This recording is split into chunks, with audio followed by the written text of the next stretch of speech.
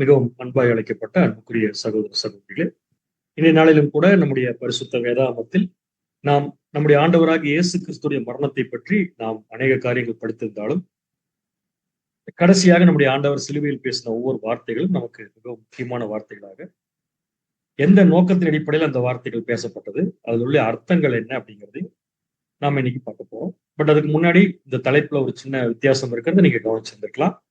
இதுக்கு முன்னாடி நம்ம எப்படி பார்த்திருக்கோம்னா, சிலுவையில் பேசின 7 வார்த்தைகள் அப்படின்னு சொல்லி பார்த்தோம். பட் ஆக்சுவலா இப்ப நம்ம பார்க்க போற தலைப்பு சிலுவையில் பேசின வார்த்தைகள். அது ஏங்கிறத நீங்க போக போகவே நீங்க புரிஞ்சுக்கலாம். சோ 7 வார்த்தைகள் அல்ல, வார்த்தைகள் என்ற தலைப்பின் கீழ் பாடத்தை நம்ம பார்க்க போறோம். சோ இந்த பாடத்துல நம்ம பார்க்கக்கூடிய எல்லா விஷயங்களும் நடைபெறக்கூடிய நாள் எதுன்னு பாத்தீங்கன்னா, நம்முடைய ஆண்டவராக இயேசு கிறிஸ்துடைய கடைசி நாள். அந்த கடைசி நாள்ல தான் அவர் என்ன பண்றாங்கன்னு பாத்தீங்கன்னா, கெத்செமனே தோட்டத்துல அவர் அரெஸ்ட் பண்ணிட்டு ஏறக்குறைய 21 மணி நேரங்கள் என்ன பண்றாங்கன்னு பாத்தீங்கன்னா, ஒவ்வொரு இடத்துக்கா அவர் நடத்தியே கூட்டிட்டு போய் அவருக்கு சாப்பிடுறதுக்கு ஒண்ணு கொடுக்கல, அவருக்கு தண்ணி கொடுக்கறதுக்கு கூட எதுவுமே கொடுக்காம அவரை பயங்கரமா என்ன பண்ணாங்கன்னா கஷ்டப்படுத்தினாங்க. அதுல ஃபர்ஸ்ட் பாத்தீங்கன்னா, பிரதான ஆசாரியனுடைய அரண்மனைக்கு கூட்டிட்டு போய் அந்த இடத்துல அவர் கம்ப்ளீட்டா அவமானப்படுத்துறாங்க. என்ன நல்லா இயேசு கிறிஸ்து சொன்னாரோ அதெல்லாம் இயேசு கிறிஸ்துவுக்கு நடக்கல, எங்க நீ பண்ணி பார்க்கலாம் அப்படிங்கிற மாதிரி அநேக உபத்திரவங்களை அவமானங்களை அவருக்கு என்ன பண்ணாங்க. சோ இது முடிஞ்சதுக்கு அப்புறம் நேரம் பிலாத்துடைய அரண்மனைக்கு கூட்டிட்டு போனாங்க. அங்க பாத்தீங்கன்னா அவரை அடிச்சே மாம்சத்துல பயங்கரமான ஒரு சித்திரவதை செஞ்சாங்க. இந்த ஒரு சித்திரவதையானது சாதாரணமாக ஒரு மனிதனால் அனுபவிக்க முடியாத ஒரு வேதனை. இந்த வேதனையோட தான் நம்முடைய ஆண்டவராக இயேசு கிறிஸ்து என்ன பண்றாங்க பாத்தீங்கன்னா, சிலுவையில கொண்டு அறையறாங்க. அப்படி சிலுவையில அரைஞ்சதுக்கு அப்புறம் நம்முடைய ஆண்டவருடைய உயிர் உடனடியா போகல, 6 மணி நேரங்கள் கழிச்சு தான் என்ன பாத்தீங்கன்னா உயிர் போகும். சோ சிலுவையில் அறையிறது அப்படிங்கிறது ஒரு ஸ்லோ கில்லிங் ப்ராசஸ் தான். எதுக்காக இந்த ப்ராசஸ் வச்சிருந்தாங்கன்னா, இது ஒரு கொடூரமான முறையில் கொலை செய்வதற்காக பயன்படுத்தப்பட்ட ஒரு முறை. இதுல கொலை செய்யப்படுறவங்க யாரா இருப்பாங்க பாத்தீங்கன்னா, கிரிமினல் குற்றவாளிகளா இருப்பாங்க. அவங்க படக்கூடிய வேதனையை மற்ற ஜனங்கள் பார்த்துட்டு அவங்க திருந்தி இருக்கணும் அப்படிங்கிறதுக்காக ரோமன்ஸ் கொண்டு வந்த ஒரு சித்திரவதை தான் இந்த சிலுவை மரணம். இதை இங்கிலீஷ்ல எப்படி சொல்லுவாங்க பாத்தீங்கன்னா, நொறுக்கப்படுதல். தமிழ்ல நொறுக்கப்படுதல்பாங்க, இங்கிலீஷ்ல குரூசிபிக்ஷன் அப்படின்னு சொல்லி சொல்லுவாங்க. இந்த வார்த்தை ஒரு மரணத்தை அனுபவிக்கக்கூடிய எல்லா மனிதர்களுக்கும் பொருந்தக்கூடிய வார்த்தை கிடையாது. சிலுவை மரணத்துல மறிக்கக்கூடியவங்களுக்கு மட்டும்தான் இந்த வார்த்தை பொருந்தும். சோ இது நொறுக்கப்படுதல். நம்முடைய ஆண்டவராக இயேசு கிறிஸ்து சிலுவையில் என்ன பண்ணப்பட்டார்னா நொறுக்கப்பட்டார். எத்தனை மணி நேரம்னா 6 மணி நேரங்கள். அப்ப உயிர் போவதற்கு எடுத்துக்கொள்ளப்பட்ட அந்த 6 மணி நேரத்துல இயேசு கிறிஸ்துடைய கஷ்டங்கள் மாம்சத்துல எப்படி இருந்திருக்குங்கிறத நம்ம யோசிச்சு பார்க்கலாம். நிறைய தடவை நம்ம படிச்சும் இருக்கலாம். ஆனா இன்னைக்கு பாடத்துல நம்ம பார்க்க போறது அவர் மாம்சப்பட்ட கஷ்டங்களுடைய பாடம் அல்ல. இந்த மாம்சத்துல இவ்வளவு பெரிய கஷ்டங்கள் 6 மணி நேரம் அனுபவிக்கும் போது கூட அவருடைய மைண்ட் எப்படி இருந்துச்சு, அவருடைய மனநிலைமை எப்படி இருந்துச்சு, பதட்டமா இருந்துச்சா, அல்லது வேதனையா இருந்துச்சா, அல்லது ரொம்ப கஷ்டப்பட்டு துயரப்பட்டு பேசினார் அப்படின்னு பார்த்தா, அதை எப்படி கண்டுபிடிக்க முடியும்னா, அந்த துயரத்திலையும் அந்த கஷ்டத்திலையும் கூட நம்முடைய ஆண்டவர் என்ன வார்த்தைகள் பேசினாரோ அதை வச்சுதான் அவருடைய மனநிலைமை எப்படி இருந்துச்சு நம்மளால கண்டுபிடிக்கும். சோ அந்த அடிப்படையில அவருடைய மனநிலைமை எப்படி இருந்துச்சுங்கிறதுக்கு அப்போஸ்தலனாகிய பவுல் ஒரு சின்ன விளக்கம் கொடுக்கிறாரு. பிலிப்பியருக்கு எழுதின நிருபம் 2ஆம் அதிகாரம் வசனம் 6, 7, 8 மட்டும் வாசிங்க. பிலிப்பியர் 2ஆம் அதிகாரம் 6ஆம் வசனம் முதல் 8ஆம் வசனம் வரை. அவர் தேவனுடைய ரூபமாய் இருந்தும் தேவனுக்கு சமமாய் இருப்பதை கொள்ளையாடின பொருளாக எண்ணாமல் தம்மைத்தாமே வெறுமையாக்கி அடிமையின் ரூபம் எடுத்து மனுஷர் சாயலானார். அவர் மனுஷ ரூபமாய் காணப்பட்டு மரண பரியந்தம், அதாவது சிலுவையின் மரண பரியந்தமும் கீழ்ப்படிந்தவராகி தம்மைத்தாமே தாழ்த்தினார். சோ சிலுவையின் மரண பரியந்தம் அப்படிங்கிற வார்த்தைக்காக இந்த வசனத்தை நம்ம எடுத்துருக்கோம். அப்ப இயேசு கிறிஸ்து இந்த பூமியில பிறந்து 30 வருடங்கள் வாழ்ந்து 3.5 வருஷம் ஞானஸ்தானம் எடுத்ததுக்கு அப்புறம் வாழ்ந்து கடைசியா சிலுவை மரணத்துல அவர் உயிர் போற வரைக்கும், அதான் மரண பரியந்தம், சிலுவையின் மரண பரியந்தம் கீழ்ப்படிந்தவராகி தம்மை தாமே என்ன பண்ணியிருக்காருன்னா தாழ்த்திருக்காரு. அதாவது தேவன் எதிர்பார்த்த ஒரு அருமையான கேரக்டரை தனக்கு என்ன நடந்தாலும் விட்டுக் கொடுப்பதற்கு நம்முடைய ஆண்டவராக இயேசு கிறிஸ்து தயாரா இருக்கு. அப்படின்னா அவருடைய மனநிலைமையில என்ன ஒரு தைரியம் இருந்துக்கணும் அப்படிங்கிறத நம்ம யோசிக்க வேண்டியதா இருக்கு. எதுக்கு அதுக்குள்ள போறோம்னா, இந்த மனநிலைமையில இருந்துதான் நம்முடைய ஆண்டவர் பேசின வார்த்தைகளை நம்ம இன்னைக்கு படிக்கணும். சோ இந்த இடத்துல அப்போஸ்தலனாகிய பவுல் இந்த 3 வசனங்களையும் கொடுத்ததுக்கான காரணம் என்னன்னா, நம்முடைய ஆண்டவருடைய மனநிலைமை எப்படி இருந்துச்சு, எது வரைக்கும் அவருடைய மனநிலைமை எப்படி இருந்துச்சுன்னு சொல்லி பார்த்தோம். அதனால நம்முடைய ஆண்டவர் எப்பவுமே எப்படி ஒரு விஷயத்தை அணுகுவார், எப்படி யோசிப்பார்னா வாசிக்கலாம். பிலிப்பியர் 2ஆம் அதிகாரம் 4ஆம் வசனம். பிலிப்பியர் 2ஆம் அதிகாரம் 4ஆம் வசனம். அவனவன் தனக்கானவைகளை அல்ல பிறருக்கானவைகளையும் நோக்குவானாக.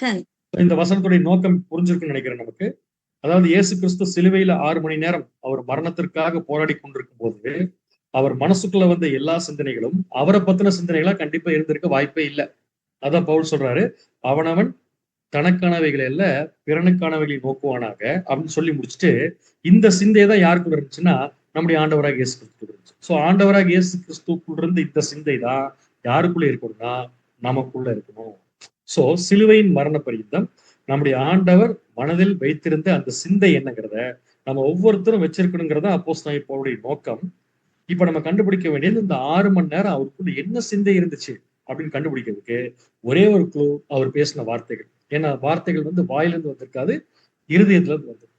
அப்ப இருதயத்துக்குள்ள நம்முடைய ஆண்டவருடைய நினைவுகள் என்ன, அவருடைய சிந்தனை என்ன, அவருடைய சிந்தை என்ன, இதை எப்படி நம்ம வளர்த்துக்கிறது அப்படிங்கிறதுக்காக தான் இந்த 6 மணி நேரம் போராட்டத்துல இயேசு கிறிஸ்து பேசின வார்த்தைகளை நம்ம பார்க்க போறோம். சோ முதல்ல நம்ம பார்க்க போற வார்த்தை எதுன்னு பாத்தீங்கன்னா, சிலுவையில் இருக்கும்போது நம்முடைய ஆண்டவர் சொன்ன ஒரு நுணுக்கமான ஒரு வார்த்தை.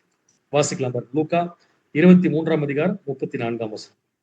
லூக்கா 23ஆம் அதிகாரம் 34ஆம் வசனம். அப்பொழுது இயேசு, பிதாவே, இவர்களுக்கு மன்னியும், தாங்கள் செய்கிறது என்னதென்று அறியாதிருக்கிறார்களே என்றார். ஆனா இது ஒரு பெரிய ஸ்டேட்மெண்ட். ஏன்னா அவர் பேசின வார்த்தைகள் இது ஒரு லென்த்தான வார்த்தை. அப்பொழுது இயேசு பிதாவை நோக்கி, அப்ப கிளியரா அட்ரஸ் பண்றாரு. தேவன் கிட்ட ஒரு ரிக்வஸ்ட் வைக்கிறார் இயேசு. எப்படின்னா சிலுவையில இருக்கும்போது என்ன ரிக்வஸ்ட்னா, இவர்களுக்கு மன்னியும். இப்ப இந்த இவர்களுக்கு மன்னியும்னு இயேசு கிறிஸ்து யாரை சொல்லியிருக்க வாய்ப்பு இருக்கு, நம்ம ஈஸியா கண்டுபிடிச்சிடலாம். யார் யாரெல்லாம் இயேசு கிறிஸ்துக்கு இவைகளை செய்தார்களோ அவங்களையெல்லாம் இயேசு கிறிஸ்து மன்னிச்சுட்டு என்ன சொல்றாருன்னா, பிதாவை இவர்களை மன்னியும் சொல்றாரு. எதுக்காக மன்னி சொல்றாருன்னா, இவங்க சுயநினைவோட இந்த காரியத்தை பண்ணல. என்னை கொண்டு இவ்வளவு கஷ்டப்பட்டு அவங்க இவ்வளவு தூரம் அவங்க கேரக்டரை விட்டு கொடுத்துட்டு பிலாத்துக்கிட்ட போய் நீங்க சிலுவையில் அறைய சொல்லி கேட்டு அவங்க செஞ்ச இந்த காரியம் என்ன செய்யறாங்கன்னு தெரியாம செஞ்சுட்டு இருக்கிறாங்க. அதனால அவங்களுக்கு நீங்க மன்னிச்சிருக்குன்னு சொன்ன மாதிரி இந்த வசனம். இதையும் சிலுவையில் பேசின வார்த்தைகள்ல ஒரு வார்த்தையா நம்ம ஏற்கனவே கூட கேட்டிருந்துக்கலாம். ஆனா என்ன ஒரு ஆச்சரியமான கேள்வி இந்த இடத்துல வருதுன்னா, இஸ்ரேல் ஜனங்களை பார்த்து இயேசு கிறிஸ்து பிதா கிட்ட இவர்களை மன்னிங்கன்னு சொன்னா தேவன் கண்டிப்பா மன்னிச்சிருவார். ஏன்னா இயேசு கிறிஸ்து கேட்டா கண்டிப்பா தேவன் மன்னிச்சிருவார். ஏன்னா இயேசு கிறிஸ்து கேட்கறதே கரெக்டா தான் இருக்கும். ஆனா இப்படி ஒரு சம்பவம் நடக்க வாய்ப்பு இருக்கான்னு பார்த்தா இல்ல. இயேசு கிறிஸ்து சொன்ன இந்த வார்த்தையின்படி பிதா அவர்களை மன்னிக்க வாய்ப்பு இருக்கான்னு இல்ல.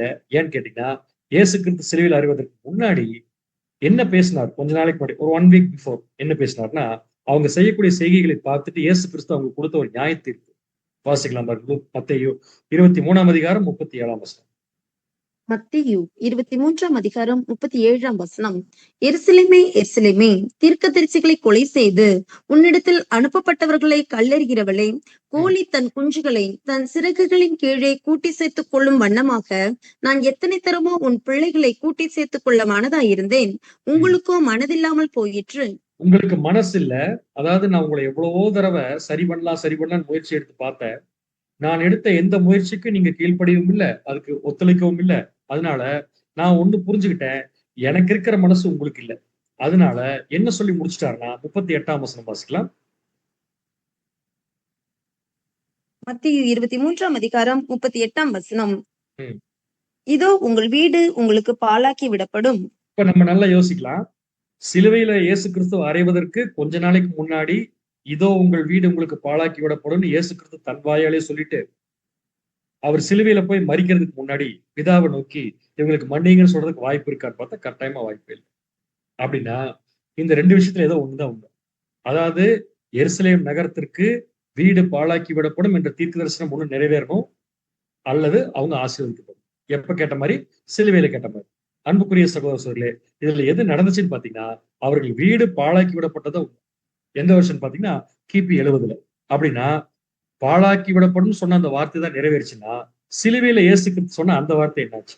பிதாவே இவர்களுக்கு மன்னி. ஆக்சுவலா அந்த வார்த்தை எந்த ஒரிஜினல் மூலப்பிரதிகளும் இல்லை. இப்ப நான் போடுற சில பைபிள் எல்லாம் உங்களுக்கு மார்க்கிங் இருக்கும், நீங்க பவர் பாயிண்ட் பாத்தீங்கன்னா கண்டுபிடிச்சிக்கலாம். இப்ப பாத்தீங்கன்னா 34ஆம் வசனம், லூக்கா 23:34 நான் மார்க் பண்ணிருக்கேன் ரெட் கலர்ல. ஸ்டார் போட்டு பிராக்கெட் ஓபன் பண்ணி தென் ஜீசஸ் ஆரம்பிச்சிருப்பாங்க. அப்படின்னு என்ன அர்த்தம்னா, எங்க இருந்து பிராக்கெட் ஆரம்பிக்குது, எங்க இருந்து பிராக்கெட் க்ளோஸ் ஆகுதோ அந்த இடத்துக்குள்ள இருக்கிற எந்த விஷயமும் பைபிள் இருக்கிற ஒரிஜினல் மூலப்பிரதிகளில் இல்லை. இதை பாத்தீங்கன்னா கீழே கொடுத்திருக்காங்க பாருங்க. வேட்டிகன் மேனுஸ்கிரிப்ட் அப்படின்னு போட்டு 31 அப்படின்னு போட்டு என்ன போட்டிருக்காங்க பார்த்தீங்கன்னா, கடைசி அப்படியே 31 இருந்து அப்படியே வந்தீங்கன்னா இந்த இடத்துல 34 அப்படின்னு சொல்லி வரும்போது என்ன வார்த்தை போட்டிருக்காங்க பாத்தீங்கன்னா ஒமிட் அப்படின்னு போட்டிருப்பாங்க. இங்க மேல பாருங்க, the Jesus said father forgive them for they know not what they do அப்படின்னு போட்டு ஒமிட். ஒமிட்னு என்ன அர்த்தம்? விளக்கப்பட்ட வசனம், நீக்கப்பட்ட வசனம் சொல்லிடுது. ஸோ இது பைபிள் இருக்கிற அநேக ஆங்கில பிரதிகள்ல ரொம்ப கிளியரா இருக்கும் பாருங்க. இப்போ நான் ஒரு டிரான்ஸ்லேஷன் போட்டிருக்கேன், அதுல போய் பாத்தீங்கன்னா அப்படித்தான் இருக்கும். 34ஆம் வசனம், பட் ஜீசஸ் செட், அதுக்கு முன்னாடி ஒரு பிராக்கெட். அப்ப பிராக்கெட் போட்டாலே அது நீக்கப்பட்ட வசனம். நம்ம ஏற்கனவே திருத்துவ சப்ஜெக்ட்ல நம்ம பார்த்தோம். ஸோ எது வரைக்கும் நீக்கப்பட்ட வசனமா? They don't know what they are doing. அவங்க என்ன செய்யறாங்கன்னு தெரியாம செய்யறாங்க. பிதாவே ஃபர்கிவ் தம், மன்னியுங்கள் அப்படின்னு சொல்லி இயேசு கிறிஸ்து சிலுவையிலிருந்து பேசவே இல்லை. இதெல்லாம் என்ன பண்ணப்பட்டது வசனம் பார்த்தீங்கன்னா சேர்க்கப்பட்ட வசனம். அதே திருவள்ளுவர் பைபிள்ல பார்க்கலாம் பாருங்க. அப்படியே கீழே பார்த்தீங்கன்னா 34ஆம் வசனத்துல பிராக்கெட் ஆரம்பிச்சுதான் இயேசு தந்தையே இவர்களை மன்னியும், ஏனெனில் தாங்கள் செய்வது என்னவென்று இவர்களுக்கு தெரியவில்லை என்று சொன்னார். அது வரைக்கும் பாத்தீங்கன்னா தெரியவில்லை என்று சொன்னார் வரைக்கும் பாத்தீங்கன்னா அடைப்புக்குறி கொடுக்கறதுனால இது நீக்கப்பட்ட வசனம். இதே திருவள்ளுவருடைய பைபிளுடைய ஒரிஜினல் எடுத்து போடுற பாருங்க. 34ஆம் வசனத்தை நான் எல்லா கலர்ல மார்க் பண்ணியிருக்கிறேன். அந்த 34 கீழே ஸ்டார் மார்க் போட்டு என்ன கொடுத்திருக்காங்கன்னா, அடைப்புக்குறிக்குள் இருக்கும் சொற்றொடர் பல முக்கிய கையெழுத்து படிகளில் இல்லை. அன்புக்குரிய சகோதர சகோதரிகளே, இதை தெரியாம இந்த பாபிலோன் இருக்கிற போதகர்கள் இந்த வார்த்தையை எடுத்து வச்சுட்டு பல மணி நேரம் இதுக்கு விளக்கம் கொடுப்பாங்க. ஆனா உண்மையை சொல்ல போனா இப்படிப்பட்ட ஒரு வார்த்தையை நம்முடைய ஆண்டவராக இயேசு கிறிஸ்து பேசவே இல்லை. சோ இது நீக்கப்பட்ட வசனம். அதனாலதான் பாடத்தின் தலைப்பு சொல்லும் போது சிலுவையில் பேசின 7 வார்த்தைகள் கிடையாது, சிலுவையில் பேசின வார்த்தைகள் சொன்னதுக்கு காரணம். அப்ப 7ங்கிற வார்த்தையே முதல் தப்பு. அப்ப எத்தனை வார்த்தை இயேசு கிறிஸ்து பேசியிருக்காருன்னா மொத்தம் 6 வார்த்தைகள் தான். சோ அந்த 6 வார்த்தைகள் தான் நாம் இன்னைக்கு பாடத்துல பார்க்கணும். சோ அடுத்ததாக நம்முடைய ஆண்டவர் சிலுவையில் பேசின இன்னொரு முக்கியமான விஷயம், ரொம்ப இன்ட்ரெஸ்டிங்கான விஷயம். ஆனா இதை தப்பா நிறைய பேர் புரிஞ்சுக்கிட்ட விஷயம் கூட இதுதான். எப்ப நடந்ததுன்னா, சிலுவையில் இருக்கும்போது நம்முடைய ஆண்டவராக இயேசு கிறிஸ்து இந்த பக்கம் அந்த பக்கம் ஒவ்வொரு கல்வர்களை சிலுவையில் அரைஞ்சிருந்தாங்க. அந்த கல்வர்கள் 2 பேருமே இயேசு கிறிஸ்துவை பார்த்து பயங்கரமா கேலி பண்றாங்க ஆரம்பத்துல. அப்புறம் அந்த 2 கல்வர்கள் ஒரு கல்வன் என்ன ஆகுறது பாத்தீங்கன்னா, கொஞ்சம் கொஞ்சமா கொஞ்ச நேரம் ஆக ஆக இயேசு கிறிஸ்துடைய குணலட்சணங்களை பார்த்துட்டு அவன் இயேசு கிறிஸ்து யாருன்னு தெரிஞ்சுக்கிட்டு அப்ப ஒரு கேள்வி கேட்பான் அந்த கல்வன். வாசிக்கலாம் பாருங்க. லூக்கா 23ஆம் அதிகாரம் 42ஆம் வசனம்.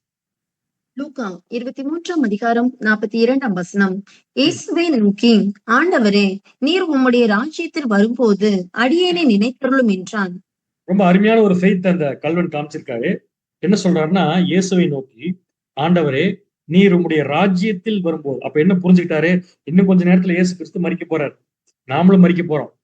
ஆனா இதை விட்டா இயேசு கிறிஸ்து கிட்ட பேசுறதுக்கு இதோட பெரிய சான்ஸ் நமக்கு இல்லைன்ட்டு அவன் பின்னாடி அவனுக்கு கிடைக்கக்கூடிய வாழ்க்கைக்காக இப்பவே இயேசு கிறிஸ்து கிட்ட ஒரு கேள்வி ரிக்வஸ்ட் வைக்கிறாரு. என்னன்னா, உம்முடைய அடியேனை ராஜ்யத்தில் நீர் வரும்போது என்ன பண்ணிக்கோங்கன்னா நினைச்சுக்கோங்கன்னு சொன்ன உடனே இயேசு கிறிஸ்து அந்த ஃபெய்த் அப்ரிஷியேட் பண்ணி இந்த கல்வனுக்கு ஒரு ப்ராமிஸ் கொடுத்தாரு. அந்த ப்ராமிஸ் 43ஆம் வசனம் வாசிக்கலாம். 43ஆம் வசனம். இயேசு அவனை நோக்கி, இன்றைக்கு நீ என்னுடனே கூட பரதேசியில் இருப்பாய் என்று மெய்யாகவே உனக்கு சொல்கிறேன் என்றார். என்ன ப்ராமிஸ் கொடுத்தாரு? நீ கேட்ட என்ன கேட்டீங்கன்னா, ராஜ்யத்துல நான் வரும்போது உன்னை நினைச்சுக்க சொன்ன, நான் இப்ப சொல்றேன், இன்னைக்கு சொல்றேன், நீ என்னோட கூட எங்க இருப்பீன்னா பரதீசில் இருப்பான்னு சொல்லியிருக்காரு. இதுதான் கல்வனுக்கு கொடுக்கப்பட்ட ப்ராமிஸ். இப்ப இதை நிறைய பேர் என்ன புரிஞ்சுட்டாங்கன்னா, இந்த கல்வன் அன்னைக்கே செத்து எங்க போயிட்டாருன்னா பரலோகத்துக்கு போயிட்டாரு அப்படின்னு சொல்றது வழக்கம். ஆனா உண்மையா அப்படி நடந்திருக்க வாய்ப்பு இருக்கான்னு இல்லவே இல்லை. ஏன்னு கேட்டா, இயேசு கிறிஸ்துவே அன்னைக்கு மரிச்சு பரலோகத்துக்கு போல. ஏன்னா அவர் எங்க இருந்தாருங்க, நம்ம ஏற்கனவே படிச்சிருக்கோம். மத்தேயு 12ஆம் அதிகாரம் 40ஆம் வசனம். மத்தேயு 12ஆம் அதிகாரம் 40ஆம் வசனம். யோனா இரவும் பகலும் 3 நாள் ஒரு பெரிய மீனின் வயிற்றில் இருந்தது போல மனுஷகுமாரனும் இரவும் பகலும் 3 நாள் பூமியின் இருதயத்தில் இருப்பார். அப்ப இயேசு கிறிஸ்து மரிச்சு 3 நாள் பூமியின் இருதயத்தில் இருப்பாருன்னா, அப்ப இயேசு கிறிஸ்துவே மரிச்ச உடனே அன்னைக்கு பரலோகம் போலினா கல்வன் எப்படி அந்த இடத்துல போய் இருக்க முடியும் அப்படிங்கிற ஒரு கேள்வி நமக்கு வருது இயற்கை. சோ இதுல என்ன மிஸ்டேக் நம்ம பண்ணிட்டோம்னு பாத்தீங்கன்னா, இயேசு கிறிஸ்து அந்த கல்வனுக்கு என்ன ப்ராமிஸ் கொடுத்தாருங்கிறது கொஞ்சம் கீனா வாட்ச் பண்ணணும். எப்படின்னா, அவர் சொன்ன வார்த்தை கல்வனை பரலோகத்துக்கு நீ வந்துருவேன்னு அவர் சொல்லவே இல்லை. அவர் சொன்ன வார்த்தை என்ன? பரதீசில் இருப்பாய் தான் சொல்லியிருக்காரு. அப்ப இயேசு கிறிஸ்து கொடுத்த ப்ராமிஸ், வாக்கு தத்தம், கல்வன் உயிர்த்தெழுந்து வரும்போது எங்க இருப்பாருன்னா பரலோகத்தில் இருப்பான்னு சொல்ல பாரடைஸ்ல இருப்பான்னு சொல்லியிருக்காரு. பாரடைஸ்ங்கிறது தமிழ் எப்படி வந்திருக்குன்னா பரதீசுன்னு வந்திருக்கு. சோ நல்லா கவனிச்சோம்னா பாருங்க 43ஆம் வசனத்துல, and he said unto him, verily I say unto thee, today shall thou be with me in paradise, not heaven. தமிழ்ல பரதீஸ்னு வந்திருக்கிறத பரலோகம் நம்ம எடுத்து படிச்சோம்னா அந்த மிஸ்டேக் நம்மளோட. அப்படின்னா இயேசு கிறிஸ்து கல்வன் உயிர்த்தெழுந்து வந்து எங்க இருப்பான்னு சொல்லியிருக்காருன்னா பாரடைஸ். இப்ப நம்ம கண்டுபிடிக்க வேண்டியது, கல்வன் உயிர்த்தெழுந்து வரும்போது எது பாரடைஸ் அப்படின்னு, இதுக்கு முன்னாடி பூமியில எது பாரடைஸ்? வாசிக்கலாம். வெளிப்படுத்தின விசேஷம் 2ஆம் அதிகாரம் 7ஆம் வசனம். வெளிப்படுத்துதல் 2ஆம் அதிகாரம் 7ஆம் வசனம். ஆவி சபைகளுக்கு சொல்கிறதை காதுள்ளவன் கேட்க கடவன். ஜெயம் கொள்கிறவன் எவனோ அவனுக்கு தேவனுடைய பரதீசின் மத்தியில் இருக்கிற ஜீவ விருட்சத்தின் கனியை புசிக்க கொடுப்பேன் என்று எழுது. தேவனுடைய பரதீஸ் அப்படின்னு இது எங்க இருந்துச்சு அப்படின்னா, தேவனுடைய பரதீசின் மத்தியில் இருக்கிற ஜீவ விருட்சத்தின் கனி. அப்ப ஜீவ விருட்சத்தின் கனி எங்க வைக்கப்பட்டுருச்சு? நமக்கு நல்லா தெரியும், ஏதேன் தோட்டத்துல ஆதாம் ஏவாள் இருந்த ஒரு நிலைமை. அங்கதான் ஜீவ விருட்சத்தின் கனி இருந்துச்சு. ஜீவ விருட்சத்தின் கனி எங்க இருக்கோ அது பரதீஸ். ஏன்னா பரதீசின் மத்தியில் தான் ஜீவ விருட்சத்தின் கனி. அப்ப ஜீவ விருட்சத்தின் கனி இருந்த ஏதேன் தோட்டம் இங்க ஆண்டவரால் எப்படி சொல்லப்பட்டிருக்குன்னா பாரடைஸ் சொல்லப்பட்டிருக்கு. உண்மைதான். ஏன்னா எல்லா ஜனங்களும் உயிர்த்தெழுந்து வந்து மீண்டும் இந்த உலகத்துக்குள் இருக்கும்போது இந்த பூமியானது இப்ப இருக்கிற மாதிரி சாபத்தோடு இருக்காது. எப்படி மாறிடும்னா, மனிதன் கீழ்ப்படிஞ்சு முடியும் போது அந்த பூமியானது ஆட்டோமேட்டிக்கா ஏதேன் தோட்டத்துல ஆதாம் பாவம் செய்வதற்கு முன்னாடி என்ன நிலைமையில் இருந்தாரோ அந்த நிலைமைக்கு மாறுறதுனால பூமி ஏதேன் தோட்டமா மாறப்போகுது கிறிஸ்துடைய ராஜ்யத்துல. அந்த ராஜ்யத்துலதான் இந்த கல்வன் என்ன பண்ணுவார்னா உயிர்த்தெழுந்து பூமியில இருப்பாரு. இதைத்தான் ஆண்டவர் சொன்னாரு, இன்றைக்கே சொல்லுகிறேன், நான் என்னோட கூட நீ எங்க இருப்பீனா பரலோகம் இல்ல, இந்த பூமியில நீ உயிர்த்தெழுந்திருப்ப என்னுடைய ராஜ்யத்தின்னு சொல்லிட்டாரு. பட் இப்போ என்ன கேள்வினா, அன்னைக்கே இருப்பேன்னு சொல்லியிருக்காரு இயேசு கிறிஸ்து. இன்றைக்கே நீ பரதேசில் இருப்பான்னு சொல்லி, ஓகே, இயேசு கிறிஸ்து அன்னைக்கே பரலோகம் போல, ஓகே. கல்வன் உயிர்த்தெழுந்து வந்து பூமியில தான் ராஜ்யத்துல இருக்க போறாரு, ஏதேன் தோட்டத்துக்குள்ளேன்னு சொல்றாரு, அதுவும் ஓகே. ஆனா அன்னைக்கேன்னு சொல்லியிருக்காரு இயேசு கிறிஸ்து. இதுக்கு என்ன காரணம்னா, இதுக்கு காரணம் இயேசு கிறிஸ்து கிடையாது, வேற யாரும் கிடையாதுங்க. இது காரணம் பைபிள்ல கமா ஃபுல் ஸ்டாப் போட்டப்ப ஏற்பட்ட ஒரு பிழை. ஏன்னா பைபிள் வந்து மோசே எழுதும் போதும் சரி, அல்லது ஒவ்வொரு ரைட்டர்ஸ் எழுதும் போது அவங்க கமா ஃபுல் ஸ்டாப் எல்லாம் வச்செல்லாம் எழுதல. பேஜ் நம்பர் கிடையாது உங்களுக்குலாம். சோ அவங்க பாட்டுக்கு எழுதியிருக்காங்க. அதை தொகுத்து, புஸ்தகத்தை தொகுத்து பைபிள் நம்ம கொடுத்துருக்காங்க. ஆனா தொகுக்கப்பட்ட இந்த பைபிளுக்குள்ள ஒரு வசனத்தை நம்ம திடீர்னு போய் கண்டுபிடிக்கணும்னா ஒரு அடையாளம் இல்லாம கண்டுபிடிக்க முடியாது. அட்லீஸ்ட் பேஜ் நம்பர் வேணும், அல்லது சாப்டர் எதுவும் வேணும், அந்த சாப்டருக்குள்ள வர்ஸ் நம்பர் என்ன வேணும் அப்படிங்கிறத முடிவு பண்ணிட்டு 1236ஆம் வருஷம் கார்டினல் கேரோ அப்படிங்கிற என்ன பண்ணாருன்னா பைபிள் இருக்கிற புஸ்தகங்களுக்குள்ள அதிகாரங்களை பிரிக்க ஆரம்பிச்சார். சோ அவர் பிரிச்சது அதிகாரம். இன்னைக்கு வந்து யோபு 31ஆம் அதிகாரம்னா அந்த 31ஆம் அதிகாரங்கள் தனியா பிரிச்சது இந்த 1636. அதுக்கப்புறம் உள்ள இருக்கிற வசனங்களை பிரிச்சது யாருன்னா 1551 ராபர்ட் ஸ்டீஃபன்சன். சோ இவங்க பிரிச்சதுனாலதான் இப்ப நம்ம சொல்றோம் லூக்கா 23ஆம் அதிகாரம் 42ஆம் வசனம் போய் டக்குனு எடுத்துருவோம். ஒருவேளை இப்படி அதிகாரம் பிரிக்கப்படல, வசனங்கள் பிரிக்கப்படல, இப்ப என்ன ஆகும்? லூக்கால ஒரு வசனத்தை சொல்லி அது எடுக்குன்னு சொன்னா அதுக்கு எவ்வளவு டைம் எடுக்கும்? அதனால இது மாதிரி பிரிச்சாங்க. அப்படி பிரிக்கும் போது இந்த கமா ஃபுல் ஸ்டாப் கோலன்லாம் வைக்கிறத ஆட் பண்ணாங்க. அப்படி ஆட் பண்ணும்போது தான் இந்த வசனமானது கொஞ்சம் மிஸ்டேக்கோட மொழிபெயர்த்துட்டாங்க. இப்ப நான் ஆங்கில பைபிள்ல போடுறது நீங்க பாத்தீங்கன்னா தெரியும். லூக்கா 23:43 and he set and him, அதாவது இயேசு கிறிஸ்து கல்வனுக்கு என்ன சொன்னார்னா, வெரிலி மெய்யாகவே ஐ சே அன்டு திஸ் டே, நான் இன்னைக்கு சொல்றேன், வித் மீ ஷால் தோ பி இன் பாரடைஸ். இதுல என்ன வித்தியாசம் இருக்குன்னு இப்ப நான் இதுக்கு முன்னாடி படிச்சதுக்கு இப்ப நான் போட்டிருக்கிறதுக்கு என்ன வித்தியாசம் இருக்குன்னா இந்த ஸ்லைட்ல கிளியரா தெரியும். இந்த இடத்துல இப்ப நான் லூக்கா 23ஆம் அதிகாரம் 43ஆம் வசனத்தை 2 விதமா போட்டிருக்கேன். சேம் வசனத்தை நல்லா உற்று கவனிச்சீங்கன்னா இந்த பக்கம் இருக்கிற வசனத்துக்கும் அந்த பக்கம் இருக்கிற வசனத்துக்கும் ஒரு சின்ன வித்தியாசம் இருக்கு. அந்த வித்தியாசம் என்னங்கிறது நான் சொல்றேன், நீங்க ஃபாலோ பண்ணிக்கோங்க. முதல்ல ஒயிட் பேக்ரவுண்ட்ல ப்ளூ கிரீன் கலர் வெர்சஸ் இருக்கிறது பாத்தீங்கன்னா, வசனங்கள் இருக்கிறது பாத்தீங்கன்னா, and he set and him, comma verily I say and the, comma தோ ஷால் டுடே ஷால் தோ be with me in Paradise. இது இந்த பக்கம். இந்த பக்கம் வரலாம். கிரீன் பேக்ரவுண்ட்ல என்ன போட்டிருக்கா, and he set and him verily I say and the today, comma. So என்ன ஒரு வித்தியாசம்னா, அங்க டுடேக்கு முன்னாடி கமா வந்திருக்கு, இங்க டுடேக்கு அப்புறம் கமா வந்திருக்கு. எது கரெக்ட்னா டுடேக்கு அப்புறம் கமா வரதான் கரெக்ட். சோ எப்படி படிக்கலாம் இது? நான் வாசிக்கிறேன், தமிழ்ல சொல்ற பாருங்க. நான் இன்றைக்கு சொல்லுகிறேன், என்னோடு கூட நீ பரதேசில் இருப்பாய். இது ஒரு ஸ்டேட்மெண்ட். இப்படின்னு சொல்லலாம் பாருங்க.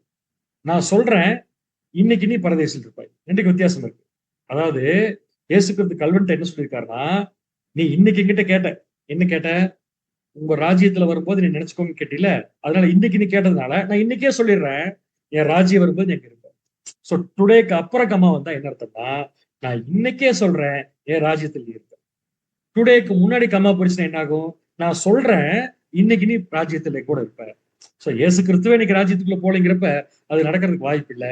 சோ என்னன்னு கேட்டீங்கன்னா, இந்த கமா வந்து டுடேக்கு அப்புறம் வந்திருந்தாதான் கரெக்ட். சோ அதனால கல்வன் பரலோகத்துக்குலாம் போலீங்க, கல்வன் இன்னும் உயிர்த்தெழுந்து வரலைங்க. அவர் எப்போ வருவார்னா, அவருக்குன்னு ஒரு லைன் இருக்கு உயிர்த்தெழுதல்ல.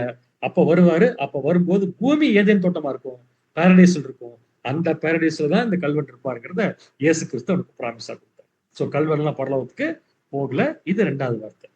சோ 3வது வார்த்தை என்ன பாத்தீங்கன்னா, இயேசு கிறிஸ்து சிலுவையில் நின்று கொண்டிருக்கும் போது அவருக்குள் இருக்கிற சிந்தையில முக்கியமான விஷயம் தேவனுடைய சட்ட திட்டங்களை நிறைவேற்றணும் அப்படிங்கிறது ரொம்ப முக்கியம். ஏன்னா அவர் முற்றிலும் கீழ்ப்படிந்தவராயின்னு இப்ப வசனம் படிச்சோம்.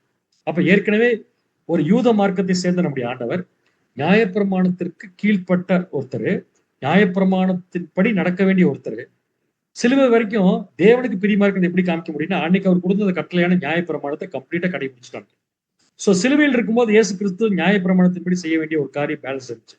அது என்னன்னா, அவங்க அம்மாவை கேர் எடுக்க வேண்டிய வேலை. அதுதான் இப்ப நம்ம பார்க்க போற 3வது வார்த்தை. ஆனா ஆக்சுவலா 2வது வார்த்தை. வாசிங்க. யோவான் 19ஆம் அதிகாரம் 26ஆம் வசனம். யோவான் 19ஆம் அதிகாரம் 26ஆம் வசனம்.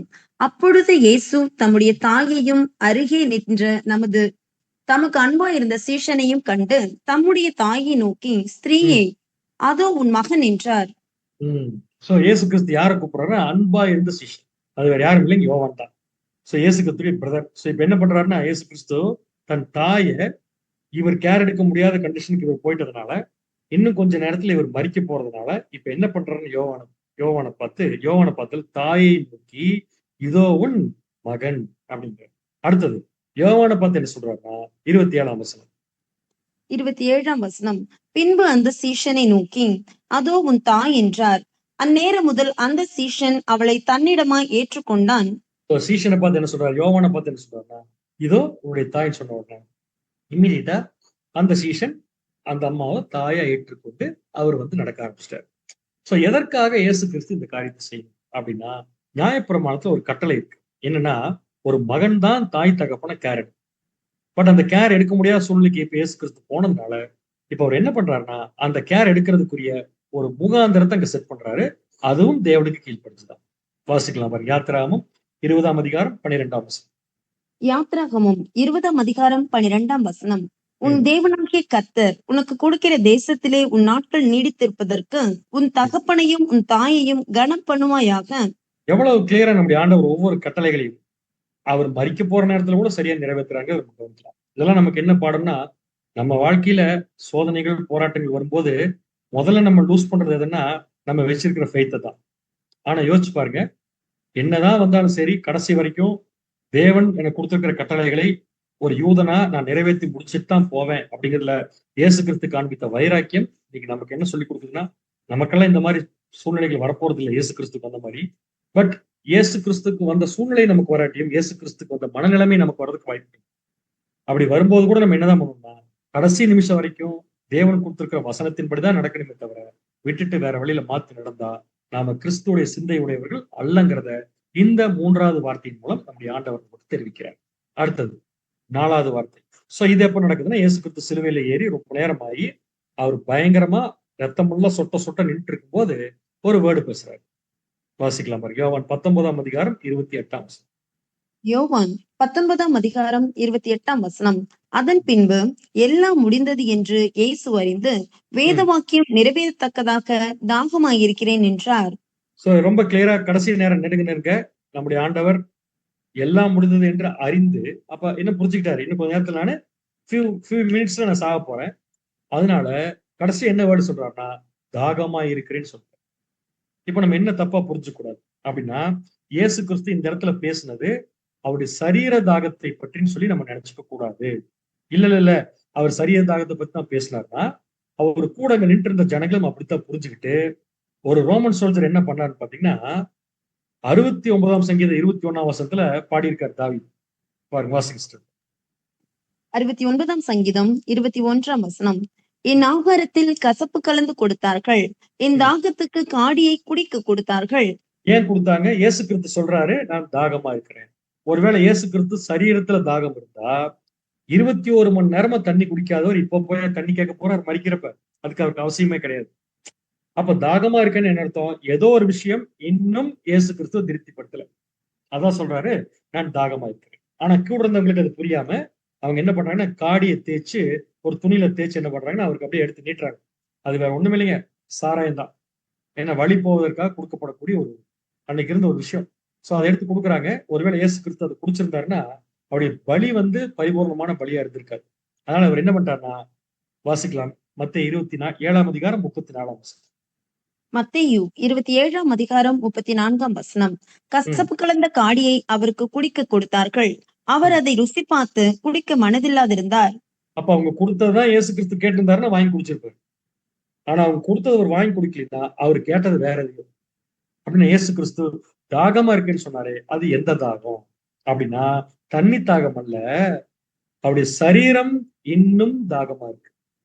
என்ன பேர் சொல்றீங்க? புரியலையே அப்படின்னு நினைச்சீங்கன்னா, இயேசு கிறிஸ்து தலை, நம்ம எல்லாம் சரீரம். அப்படின்னா, இயேசு கிறிஸ்து 2000 வருஷத்துக்கு முன்னாடி மரிச்சது, தலை ஃபுல்லா குடிச்சு முடிச்சிருச்சு. தாகம் இல்ல தலைக்கு. ஆனா, சரீரம் இன்னும் என்ன ஆகலைன்னா, ஃபுல்லா குடிச்சு முடிக்கல. இதை கூட நம்முடைய ஆண்டவர் ஒரு தடவை சொல்லியிருக்காரு. யோவான் 7ஆம் அதிகாரம் 38ஆம் வசனம். யோவான் 7ஆம் அதிகாரம் 38ஆம் வசனம். வேத ம், வாக்கியம் சொல்லுகிறபடி என்னிடத்தில் விசுவாசமாய் இருக்கிறவன் எவனோ அவன் ம். உள்ளத்தில் இருந்து ஜீவ தண்ணீர் உள்ள நதிகள் ஓடும் என்றார். பாருங்க கிளியரா சொல்றாரு. என்னிடத்தில் விசுவாசமா இருக்கிறவங்க கிட்ட கண்டிப்பா அவன் உள்ளத்துல இருந்து ஜீவ தண்ணி ஓடுட்டார். அப்படின்னு என்ன அர்த்தம்? அவரை விசுவாசிக்கூடிய ஜனங்கள், அவரை தலையாக ஏற்றுக்கொண்ட ஜனங்கள் இன்னும் என்ன பண்ணலினா, ஜீவ தண்ணீரை குடிக்கல அப்படின்னு சொல்றாரு. புரியுதா உங்களுக்கு? அப்ப அவர் சரீரங்கிறது யாரு? நம்மளாம் தான் சரீர அங்கங்கள். அப்போஸ்தலர்கள் கழுத்து மாதிரி. அதுக்கப்புறம் வந்து ஒவ்வொருத்தரும் உடம்புல ஒவ்வொரு பார்ட் மாதிரி. நாம கடைசி காலத்துல இருக்கோம்னா நம்ம பாத அங்கங்கள் மாதிரி. இப்ப யோசிச்சு பாருங்க. இயேசு கிறிஸ்து சிலுவையில மரிக்கும் போது அவருடைய பாத அங்கங்கள் அப்புறம் அவருடைய சரீர அங்கங்கள் எல்லாம் ஜீவ தண்ணீரை குடிச்சிட்டாங்களா? இல்லையே. அப்ப இயேசு கிறிஸ்து தான் ஒருத்தரை பத்தி மட்டும் பேசலங்க. 1,46,000 பேரை பத்தி பேசுறாரு. அவங்க சரீரம், அந்த சரீரம் இன்னும் என்னவா இருக்குன்னா தாகமா இருக்கு. அப்ப இயேசு கிறிஸ்து முதலாம் வருகையில வரும்போது அவர் திருப்தியாகாத ஒரு விஷயம் என்ன கேட்டீங்கன்னா, அவருடைய சரீரமானது, அவருடைய சபையானது இன்னும் ஃபுல்லா தண்ணி குடிச்சு முடிக்கல அப்படிங்கிறத பாயிண்ட். சோ இந்த யோவான் 7:38 தான் சொல்றாரு, அவன் உள்ளத்திலிருந்து ஜீவ தண்ணி ஓடும். யாருடைய உள்ளத்தில் இருந்துன்னா, என்னிடத்தில் விசுவாசமா இருக்கிறது. அப்படின்னா இந்த இடத்துல இயேசு கிறிஸ்து ஜீவ தண்ணின்னு சொன்னது எதைய? 39ஆம் வசனம் வாசிக்கலாம். யோவான் 7ஆம் அதிகாரம் 39ஆம் வசனம். தம்மை ம். விசுவாசிக்கிறவர்கள் அடையப் போகிற ஆவியை குறித்து இப்படி சொன்னார். ஆ. இயேசு இன்னும் மகிமைப்படாதிருந்தபடியினால் பரிசுத்த ஆவி இன்னும் அருளப்படவில்லை. என்ன சொல்றாரு? தம்மை விசுவாசிக்கிறவர்கள் அடைய போகிறார். அப்ப அந்த விசுவாசிக்கிற 1,44,000 பேரும் பெற்றுக்கொள்ளக்கூடிய பரிசுத்த ஆவி, அந்த பரிசுத்த ஆவியின் மூலம் அவங்க பெற்றுக்கொள்ளக்கூடிய அனுபவங்கள், இதெல்லாம் அவங்க அனுபவிச்சு தீர்த்தா மட்டும்தான் தலையிலிருந்து கால் வரைக்கும் தாகம் தீரும். மரிக்கும் போது தலை மட்டும்தான் தாகத்தை தீர்த்துருச்சு. சரீரம் தீராதனால, தாகம் தீராதனால, தண்ணி குடிச்சு முடிக்காதனால இயேசு கிறிஸ்து என்ன சொல்றாருன்னா, நான் இன்னும் என்னவா இருக்கேன்? தாகமா இருக்கேன். அப்படின்னா அவர் தன்னையும் தன்னுடைய சபையும் பிரிச்சு பார்க்கிறது இல்ல. ஆனா நம்முடைய ஆண்டவராக இயேசு கிறிஸ்து 2ஆம் வருகையில வரும்போது கிளியரா அவருடைய சபை ஜனங்கள் என்ன பண்ணிடுவாங்கன்னா, குடிக்க வேண்டிய தண்ணியெல்லாம் குடிச்சு முடிச்சிடும். அதை எப்படி கண்டுபிடிக்கலாம் பாருங்க. சங்கீதம் 36, 8 மற்றும் 9ஆம் வசனம். 36ஆம் சங்கீதம் 8 மற்றும் 9ஆம் வசனங்கள். உமது ம், ஆலயத்தில் உள்ள சம்பூரணத்தினால் திருப்தி அடைவார்கள். உமது ம், பேரின்ப நதியினால் அவர்கள் தாகத்தை தீர்க்கிறீர். ஜீவ ம், ஊற்று உம்மிடத்தில் இருக்கிறது. உம்முடைய ம். வெளிச்சத்திலே வெளிச்சம் காண்கிறோம். சோ இது எப்ப நடக்க போற விஷயம்னா, அவருடைய 2ஆம் வருகை. அந்த 2ஆம் வருகையில கம்ப்ளீட் சபையும் மகிமையடைஞ்சு முடிக்கும்போது, ஆலயத்தின் சம்பூரணத்தினால் அவர்கள் திருப்தி அடைவார். சோ அப்ப என்ன நடக்குதுன்னு பாத்தீங்கன்னா, இயேசு கிறிஸ்து 2ஆம் வருகையில வரும்போது, அவர் தண்ணி குடிச்சு முடிச்சிருவாரு. ஆனா 1ஆம் வருகையை முடிச்சுட்டு போகும்போது, அவருடைய சரீரம் இன்னும் தாகமா இருக்குங்கிறது தான். எந்த வார்த்தை சொல்லி முடிச்சார்னா, நான் தாகமாய் இருக்கிறேன். இது நம்ம இன்னைக்கு பார்த்த 4வது வார்த்தை. இயேசு கிறிஸ்து பேசின 3வது வார்த்தை. அடுத்ததாக நம்ம இன்னைக்கு பார்க்க போற 5வது வார்த்தை என்னன்னா, ரொம்ப ரொம்ப சின்ன வேர்ட். இதான் அவர் பேசுனதுலயே. வாசிக்கலாம். யோவான் 19ஆம் அதிகாரம் 30ஆம் வசனம். யோவான் 19ஆம் அதிகாரம் 30ஆம் வசனம். இயேசு ம், காடியை வாங்கின பின்பு முடிந்தது என்று சொல்லி தலையை ம். சாய்த்து ஆவியை ஒப்புக் கொடுத்தார். அவர் மரிக்கும் போது சொன்ன லாஸ்ட் வேர்ட் என்ன கேட்டீங்கன்னா, முடிந்தது. ரொம்ப சின்ன வேர்ட். முடிந்தது. நம்ம என்ன எடுத்துக்கலாம் இப்ப? முடிஞ்சதுன்னா என்ன முடிஞ்சது? அப்ப இயேசு கிறிஸ்து முடிஞ்சதுன்னு சொல்றாருனாலே, முடியாம இருந்த விஷயங்கள இப்ப முடிச்சிருக்காரு. அதான் மீனிங். எப்ப முடிச்சிருக்காரு? அவருடைய மரணத்துல. அப்ப இயேசு கிறிஸ்துடைய மரணத்துல எதெல்லாம் முடிஞ்சது அப்படின்னு சொல்லி பார்க்கும்போது, அவர் எதற்காகலாம் பூமிக்கு வந்தாரோ அதெல்லாம் முடிஞ்சது. வாசிக்கலாம். யோவான் 17ஆம் அதிகாரம் 4ஆம் வசனம். யோவான் 17ஆம் அதிகாரம் 4ஆம் வசனம். பூமியிலே நான் உம்மை மகிமைப்படுத்தினேன். நான் ம். செய்யும்படி நீர் எனக்கு நியமித்த கிரியையை செய்து முடித்தேன். அதாவது பிதாவாகிய தேவன்கிட்ட சொல்றாரு, பூமியிலே உம்மை நான் மகிமைப்படுத்தினேன். அதாவது இயேசு கிறிஸ்து மகிமைப்படுத்தின மாதிரி தேவனை யாருமே மகிமைப்படுத்த முடியாது. அந்த அளவுக்கு அவருடைய கேரக்டர்ல பர்ஃபெக்ட்னஸ் காமிச்சார். அப்படின்னா இயேசு கிறிஸ்து தன்னுடைய குணலட்சணத்தின் மூலம் அவர் என்ன பண்ணிருக்காருன்னு பாத்தீங்கன்னா, தேவனை மகிமைப்படுத்த வந்தாரு, அதை மகிமைப்படுத்தி முடிச்சிட்டேங்கிறதான் முடிந்ததுங்கிறார். அடுத்தது, நான் செய்யும்படி நீர் எனக்கு நியமித்து வைத்த கிரியைகளை செய்து முடித்தேன். அதான் முடிஞ்சது. சோ இதெல்லாம் என்ன பண்றாரு, அவர் முடிக்கிறார். அது மட்டும் இல்ல, எபிரேயர் 10ஆம் அதிகாரம் 7ஆம் வசனம் அதையும் முடிச்சிருக்காரு. வாசிங்க sister. எபிரெயர் 10ஆம் அதிகாரம் 7ஆம் வசனம். அப்பொழுது நான், தேவனே, உம்முடைய சித்தத்தின்படி செய்ய இதோ வருகிறேன். புஸ்தக சுருளில் என்னை குறித்து எழுதியிருக்கிறது என்று சொன்னேன் என்றார். என்று சொன்னேன் என்று சொன்னார். எப்பன்னா பேப்டிசம் எடுக்கிறப்ப. அப்ப ஞானஸ்தானம் எடுக்கும் போது உங்களுடைய சித்தத்தை செய்ய வரேன்னு சொன்னாரு. மரணத்தின் போது உங்களுடைய சித்தத்தை செஞ்சு முடிச்சிட்டேங்கிறார். அதான் முடிந்தது. அடுத்தது, ஞானஸ்தானம் எடுக்கும் போது எல்லாத்தையும் படிச்சு பார்த்துட்டு புஸ்தக சுருள் என்னை குறித்து எழுதியிருக்குன்னு சொன்னாரு. சிலுவை மரணத்தின் போது புஸ்தக சுருள என்னை பத்தி என்னென்ன எழுதியிருக்கீங்களோ எல்லாத்தையுமே செஞ்சு முடிந்தது. இதான் அந்த ஒரு வார்த்தையுடைய உள் நோக்கம். அது மட்டும் இல்ல, அடுத்தது பேப்டிசம் எடுக்கும் போது இன்னொரு விஷயம் சொன்னார். லூக்கா 12ஆம் அதிகாரம் 50ஆம் வசனம். லூக்கா 12ஆம் அதிகாரம் 50ஆம் வசனம். ஆகிலும் நான் முழுக வேண்டிய ஒரு ஸ்நானம் உண்டு. அது முடியும் அளவும் எவ்வளவோ நெருக்கப்படுகிறேன். பாருங்க, நான் முழுக வேண்டிய இன்னொரு ஸ்நானம், ஒரு ஸ்நானம், ஒன் மோர் அப்படின்னு இப்பதான் ஒரு ஞானஸ்தானம் எடுத்திருக்காரு. மறுபடியும் ஒரு ஞானஸ்தானம் எடுக்க போறேன்னு சொல்றாரு. அந்த ஞானஸ்தானம் முடிகிற வரைக்கும் நெருக்கப்படுகிறேன். முதல் ஞானஸ்தானம் யோர்தான் நதியில, இரண்டாவது ஞானஸ்தானம் கொல்கதா மலையில. இந்த ரெண்டு கடையில எவ்வளவு நெருக்கம் இருக்கோ அத்தனை நான் அனுபவிக்கிறேன்னு சொன்னாரு. அனுபவிச்சு முடிச்சு சொல்றாரு, எல்லா நெருக்கத்தையும் அனுபவித்து முடிந்தது. அடுத்தது மத்தேயு 5ஆம் அதிகாரம் 17ஆம் வசனம். மத்தேயு 5ஆம் அதிகாரம் 17ஆம் வசனம். நியாயப்பிரமாணத்தை ஆனாலும் தீர்க்க தரிசனங்களை ஆனாலும் அழிக்கிறதற்கு வந்தேன் என்று எண்ணிக்கொள்ளாதேயுங்கள். அழிக்கிறதற்கு அல்ல, நிறைவேற்றுகிறதற்கே வந்தேன். என்ன கிளியரா சொல்றாரு, வந்தப்பே சொன்னார். பேப்டிசம் எடுத்து மலை பிரசங்கத்துல சொல்றாரு, நியாயப்பிரமாணத்தையும் தீர்க்க தரிசனங்களையும் அழிக்க வரல, நிறைவேற்ற வந்தேன். சோ நிறைவேற்ற வந்தேன்னு சொல்லி ஆரம்பிச்சாரு. சிலுவை மரணத்துல நிறைவேற்றி முடிச்சுட்டு முடிந்தது என்று சொல்றாரு. உண்மையை சொல்ல போனா இயேசு கிறிஸ்து சிலுவை மரணத்துல நியாயப்பிரமாணத்தை ஃபுல்ஃபில் பண்ணி முடிக்கலைன்னா இன்னைக்கு வரைக்கும் ஒருத்தர் கூட பரலோகம் போகும் வாய்ப்பு பெற்றுக்கொள்ளவே முடியாது. அப்ப ஒரு யூதனா பிறந்து யூத மார்க்கத்தின் கட்டளைகளுக்கெல்லாம் கீழ்ப்படிச்சு நடந்து அந்த கட்டளைகளை எல்லாம் கடைபிடிக்க முடியாதுன்னு தெரிஞ்சதுக்கு அப்புறமா தானே அந்த கட்டளைக்கு பலியாகி அவர் தன் உயிரை கொடுத்ததுனால இப்ப நியாயப்பிரமாணம் தீர்க்கதரிசனம் எல்லாம் எதெல்லாம் இயேசு கிறிஸ்து நிறைவேற்றணுமோ எல்லாத்தையும் நிறைவேற்றி முடிச்சிட்டேங்கிறதான் சிலுவையில சொல்றாரு, முடிந்தது. இன்னொரு முக்கியமான விஷயம் முடிஞ்சது அவருடைய மரணத்துல. மத்தேயு 20ஆம் அதிகாரம் 28ஆம் வசனம். மத்தேயு 20ஆம் அதிகாரம் 28ஆம் வசனம். அப்படியே மனுஷகுமாரன் ஊழியம் கொள்ளும்படி வராமல் ஊழியம் செய்யவும் அநேகரை மீட்கும் பொருளாக தம்முடைய ஜீவனை கொடுக்கவும் வந்தார் என்றார். ஏற்கனவே நம்ம ரான்சம் ஈடுபலிங்கிற சப்ஜெக்ட்ல பார்த்திருப்போம். ஒவ்வொருத்தருடைய பாவத்திற்காகவும் இயேசு கிறிஸ்து பலியாயிருக்காரு. அது எந்த ஃபார்முலா, அவருடைய நீதி என்ன அப்படின்னு பாக்குறது அந்த சப்ஜெக்ட். யோசிச்சு பாருங்க, ஒரு மனுஷன் இந்த பூமியில பாவம் இல்லாம பிறக்கவே முடியாது. ஏன்னா பிறக்கிற எல்லா குழந்தைகளும் ஒரு பாவிக்கு தான் பிறக்கும். அப்படி இருக்கிறப்ப பாவம் இல்லாம யாருமே பிறக்கிறதுக்கு வாய்ப்பே கிடையாது. அப்படின்னா இந்த பூமியில மனுஷன் செஞ்ச பாவத்துக்கு ஈடுபலி கொடுக்கறதுக்கு பாவம் இல்லாத ஒரு மனுஷன் எப்படி பிறக்க முடியும் அப்படின்னு யோசிக்கும் போதுதான் பிதாவாகிய தேவன் என்ன திட்டம் போடுறாருன்னா, இந்த பூமியில யாருமே பாவம் இல்லாம பிறக்க முடியாது. ஆனா பாவம் இல்லாத இருக்கிற ஒருத்தர் இந்த பூமியில பிறக்கலாம். அதான் யாருக்கு பார்த்தீங்கன்னா நம்முடைய ஆண்டவராக இயேசு கிறிஸ்து. சோ அவரை பரிசுத்த ஆவியினால் தேவன் என்ன பண்றாருன்னா மரியாள் வயிற்றுல பிறக்க வச்சு அவருடைய ஜீவன் முழுக்க இயேசு கிறிஸ்து தேவனுக்கு கீழ்ப்படிஞ்சு அவர் எந்த விதமான பாவத்தின் சிந்தனையின் பக்கம் போகாம பாவத்தை செய்யாம பரிசுத்தமா இருந்து ஜீவனை ஒப்பு கொடுத்ததுனால அவரால் நமக்கு என்ன கொடுக்க முடிச்சுன்னா மீட்கும் பொருள் கொடுக்க. அப்படின்னா பாவம் இல்லாத ஒரு மனுஷன் பாவமுள்ள பூமியில வந்து அறியாம கூட பாவம் செய்யாம கரெக்டா பர்ஃபெக்டா பரிசுத்தமான வாழ்க்கை வாழ்ந்ததுனால அவரால் மட்டும்தான் கொடுக்க முடிச்சு மீட்கும். இப்ப சிலுவையில் சொல்றாரு, இந்த ஒட்டுமொத்த மனுக்குலத்துக்கும் உயிர்த்தெழுந்து வருவதற்கு தேவையான ஜீவனை என் ஜீவனை கொடுக்கறது மூலம் கொடுக்கிறேன் தேவனை சொல்லிட்டு அதுக்குரிய தகுதியை நான் கொடுத்துட்டேங்கிறது தான் என்ன சொல்றாருன்னா முடிந்தது அப்படின்னு சொல்றாரு. பாருங்க, ஒருத்தருடைய மரணத்துல எத்தனை விஷயம் முடியும். நான் சொல்ல போனா பெரிய லிஸ்ட் போட்டே போலாம். முக்கியமான விஷயங்கள் மட்டும் தான் பார்த்துப்போம். ஒரு மரணத்தின் மூலம் நம்முடைய ஆண்டவராக இயேசு கிறிஸ்துவின் தியாக மரணத்தின் மூலம் அவருடைய பலியின் மூலம் இந்த உலகத்துக்குள்ள தேவன் நினைச்ச எத்தனையோ விஷயங்கள் பர்ஃபெக்டா முடியும். அந்த பாயிண்ட் மட்டும் இல்லைன்னா அவருடைய திட்டத்துல எந்த விதமும் செயல்படுறதுக்கே ரொம்ப கஷ்டப்படும். பட் எல்லாத்தையுமே இயேசு கிறிஸ்து செய்வாரு தேவனுக்கு தெரியும். தேவன் எனக்கு அந்த வேலையை கொடுப்பாருன்னு இயேசு கிறிஸ்து நல்லா புரிஞ்சது, பர்ஃபெக்டா செஞ்சாரு. சாகும்போது சொல்றாரு முடிந்தது. ஒரு அண்டர்ஸ்டாண்டிங் இல்லாம இந்த வார்த்தை யூஸ் பண்ண முடியும். அப்ப எதெல்லாம் கமிட் பண்ணாரோ எல்லாமே முடிஞ்சதுங்கிறதா நாம பார்த்த 5வது வார்த்தை.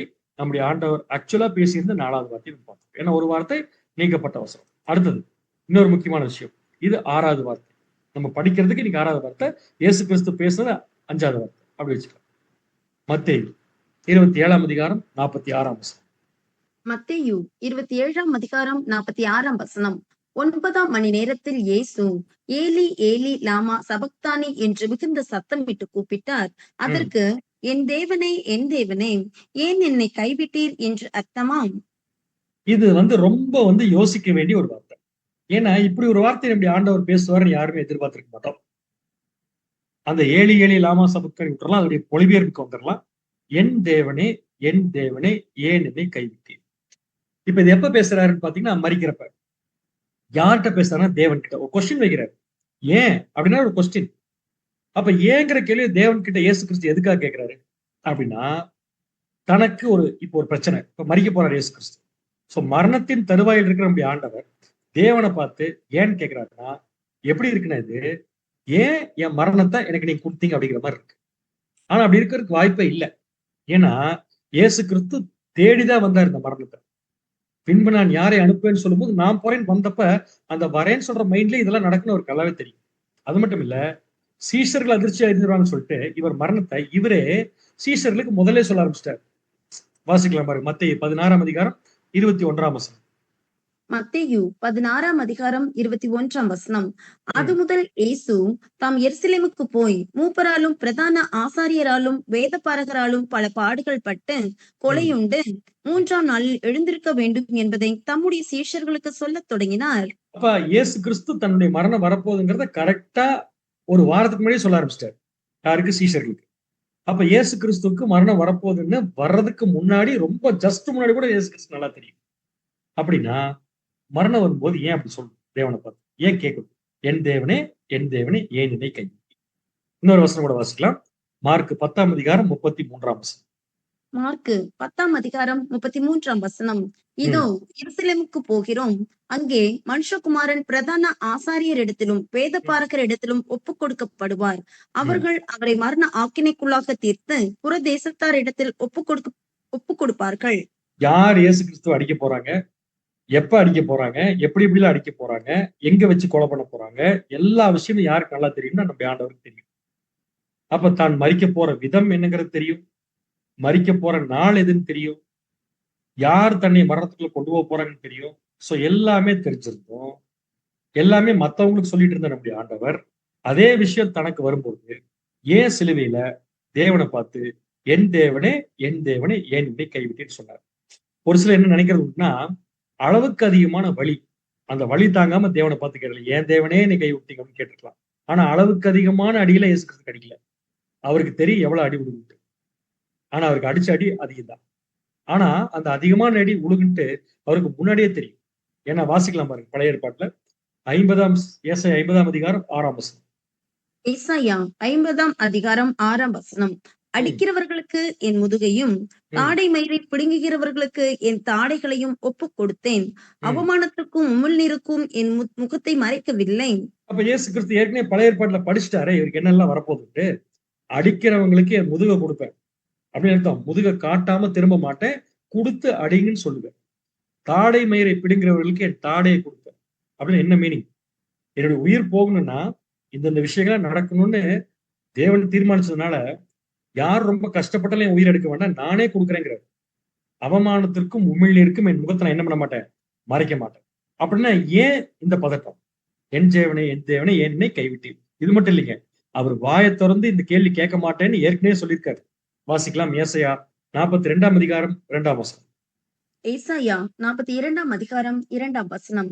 அவர் கூக்குரலிடவும் மாட்டார், தம்முடைய சத்தத்தை உயர்த்தவும் அதை வீதியிலே கேட்க பண்ணவும் மாட்டார். பாருங்க, எவ்வளவு அடி விழுந்தாலும், எவ்வளவு சித்திரவதை அனுபவிச்சாலும், இப்ப எவ்வளவு பெயின் இருந்தாலும் அவர் கூக்குரலிட மாட்டார்னு சொல்லி வசனம் கிளியர். அது மட்டும் நம்ம ஏசாயா 53ஆம் அதிகாரத்துல படிச்சிருக்கிறோம். மயிர் கத்தரிக்கிறவனுக்கு முன்பாக கொண்டு போகப்படக்கூடிய ஆட்டுக்குட்டியை போல அவர் சத்தமிடாது இருந்தார். அப்ப இயேசு கிறிஸ்துடைய அந்த கேரக்டருடைய நுணுக்கமே என்னன்னா, எவ்வளவு பெயின் மாம்சத்துல வந்தாலும் சரி, சிந்தையில வந்தாலும் சரி, எந்த இடத்துலயும் அது வெளியே காட்டக்கூடாது, காட்ட மாட்டேன்னு பைபிள் இருக்கிறது அவருக்கு நல்லா தெரியும். அப்ப இவ்வளவு விஷயங்கள் இருக்கும்போது, தன் மரணத்தை பத்தி தனக்கே தெரியும் போது, எவ்வளவு பெயின் அனுபவிக்க போறோங்கிறது தெரியும் போது, என்ன காரணத்தினால மரிக்கும் போது தேவனை பார்த்து, என் தேவனே, என் தேவனே, ஏன் என்னை கைவிட்டீர்னு கேட்டார். சோ இது ரொம்ப சென்சிட்டிவான ஒரு கொஸ்டின் தான். ஏன்னா ஆண்டவரும் சும்மா அந்த கேள்வி கேட்டுட்டு போறது இல்ல. அதே சமயம் இப்படி ஒரு கேள்வி கேட்டதுனால தேவன் தப்பா பண்ணிட்டான்னு நினைக்கிறதுக்கு வாய்ப்பும் இல்லை. அப்ப இந்த ரெண்டுக்கு இடையில ஏதோ சம்திங் நடந்திருக்கு.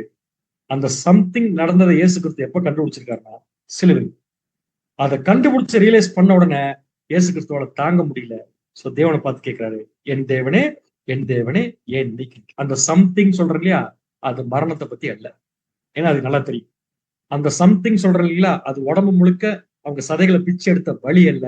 அதுக்கு அவர் அப்படி பேச மாட்டார். நமக்கு நல்லா தெரியும். அப்படின்னா என்ன காரணத்துக்காக இந்த சம்திங் என்ன அப்படின்னா, பிதாவாகிய தேவன் ஆண்டவராகிய இயேசு கிறிஸ்துவ மரணத்திற்கு ஒப்பு கொடுக்கணும்னா ஒரு பாவியா இருந்தா மட்டும்தான் ஒப்பு கொடுக்கணும். நான் சொல்றது பாவிங்கிற தப்பா புரிஞ்சுக்காதீங்க. பாவம் சுமத்தப்பட்ட ஒரு விஷயத்துக்கு தான் மரணம்.